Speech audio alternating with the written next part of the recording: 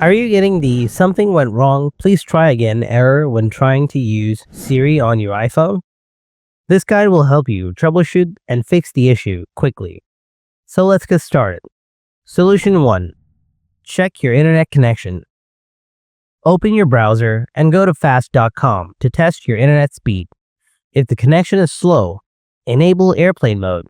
Wait a few seconds, then disable it.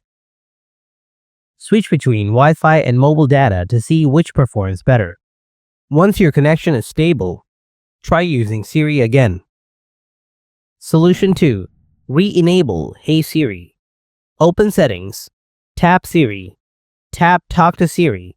Turn off Talk to Siri if it's turned on. Wait a moment, then tap on Hey Siri.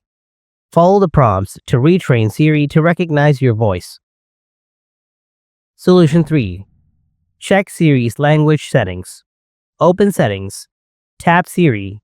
Tap Language and ensure the selected language matches the one you use. If not, change it. Solution 4. Check Siri settings.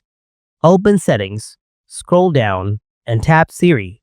Toggle on Allow Siri when locked. If already enabled, toggle it off. Wait a moment, then toggle it back on. Solution 5. Reset network settings. Open Settings. Tap General. Then scroll down to transfer or reset iPhone. Select Reset. Then choose Reset network settings. Confirm when prompted.